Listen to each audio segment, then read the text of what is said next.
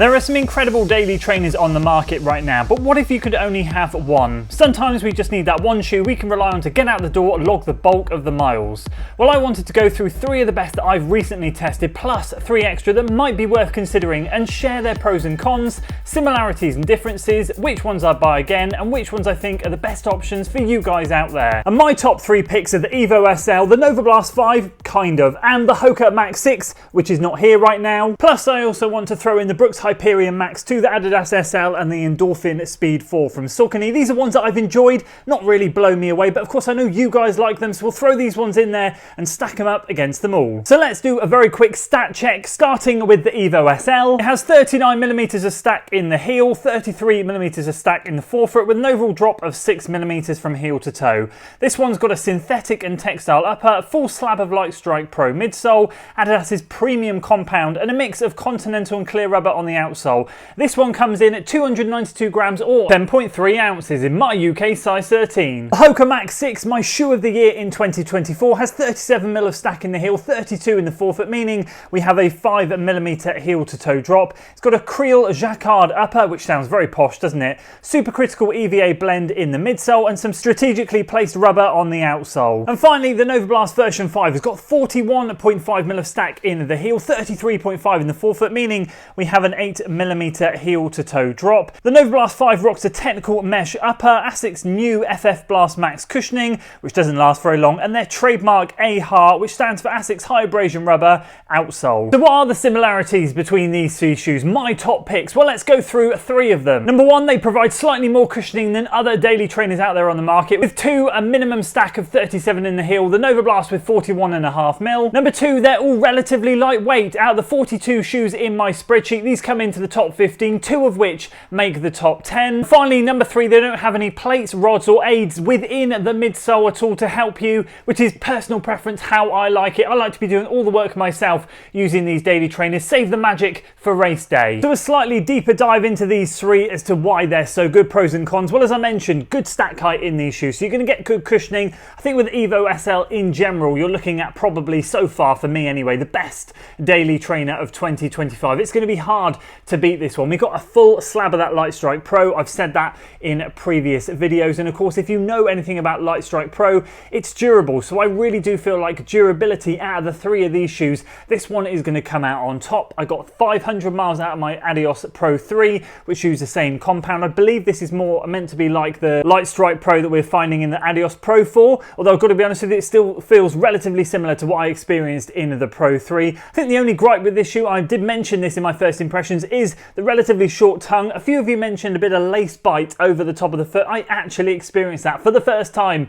on today's run. It wasn't anything crazy. I just had to sort of shift the tongue around a bit, relace it, and it was okay. But I think these laces could do with a little bit of a change up. I know a lot of you guys have relaced it and found that it's fixed the problem.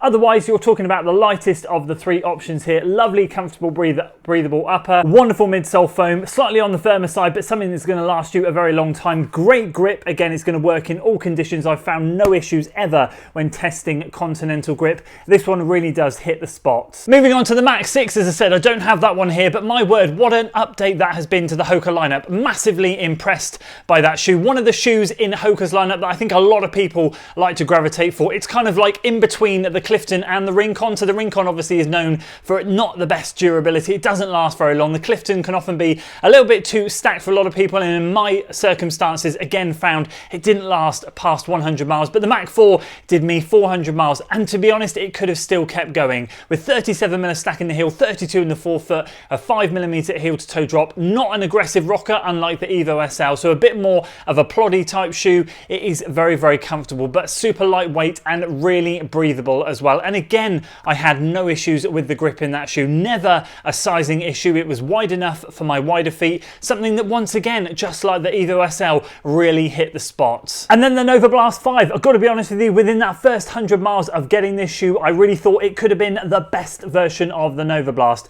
And as you can kind of get this one on discount already, or if you're a UK Athletics member and you live in the UK, you can get it for like 110, 115 pounds off sports shoes using that 15% England Athletics discount code. It does seem very appealing for the price. We've got a very comfortable upper, thicker than the other 2, but again, still relatively breathable, lovely cushioning for that first 100 miles, and and to be honest with you, I know a lot of you suffered with it, but I just didn't. Good enough grip, probably the worst of the three, but it really didn't affect me whatsoever. This is 300 miles in now, a little bit of wear on that front pad there, but otherwise it really brought back some great memories of the NOVABLAST. I really thought they turned it around from version 4. Sadly, the midsole did go dead in it, so I guess the question is for you guys, I suppose in that first 100 miles, it was one of my favourite shoes, really up to 150 before it started to go flat. And I would have shouted about this thing from the rooftops. And I still feel like if you don't mind buying a couple of pairs of them and you can get a couple of 100 miles out of each of them, yes, I appreciate that's quite a lot of cost per mile, but the comfort levels within those first 150 miles were absolutely fantastic. And we'll quickly whiz through the other 3 shoes. This is the Endorphin Speed 4. Again, I've had great success with Saucony in the past. I think the uppers are some of the best in the game. I get some of the best lockdown fits.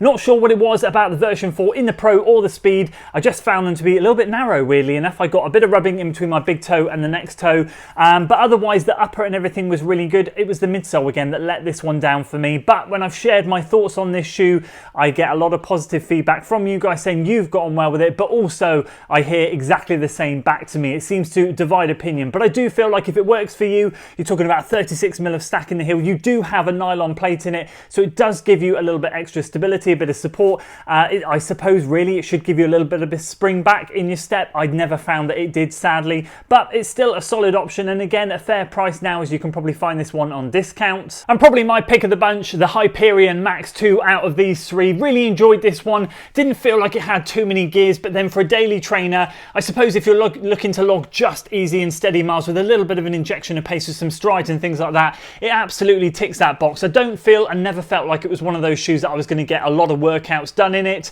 but it was very comfortable. Stiff around the backside here, really not a lot of movement, but some decent cushioning, lovely and grippy laces. These ones do not come loose. They're ridged so that when you do pull them tight, they do bite together. The upper is very breathable, very nice. The midsole foam is on the firmer side. It does have a nylon plate sandwiched within there. As I said, classic Brooks. If you're used to Brooks nitrogen infused midsole, you know exactly how it feels, but it does have that lovely rocker sensation. You really do get gliding in this shoe, and again, as I said, for those regular daily miles, this one is a really good option if you don't mind having a plate in there. And finally, the SL2, I know, another massive fan favourite. I did really enjoy this shoe. I just had better shoes in my lineup at the time whilst I was testing, so it never really got too many miles in it. But despite it being slightly on the narrow side and a bit of a weird fitting issue, I sorted that just by pulling the insole out, and again, that solved all the issues. Adidas and sizing and me were a little bit of a funny relationship, but to be honest with you, very, very comfortable. I was quite impressed, and very breathable upper as well that runs all the way around. It's an aggressive feeling shoe for me, 9mm drop, and again, not a particularly aggressive looking rocker at the end, but I do feel like you can get going. This is one of the 3 shoes that I've just talked about that I really did some good workouts in. I did some in the Speed 4, didn't really feel like they were particularly fast. The Brooks Hyperion 2 just feels like too much shoe, and that one is the heaviest of the lot. This one is a decent weight, and again, it feels fast when you're running in it. I feel like it's probably the most versatile of these 3, so this is definitely a solid option, especially if you have a narrower foot. So out of those 3 that are my favourites, which one would I choose? Well, I'm going to give you 2 options, and I'll give you 2 reasons why. Personally, I think the EVO SL and the Mach 6 would be the ones that I would choose out of the 3. It's a shame I can't really recommend the NOVABLAST, but as I said, durability is one of those things that has massively let it down. There are some people out there that won't mind splashing the cash a bit and getting a couple of pairs, and that's absolutely fine, but of course I can't recommend that based on poor durability. I feel like the other 2 really do a solid option. So the main difference is, as I mentioned, between these 2 shoes, the EVO SL and the Mach 6,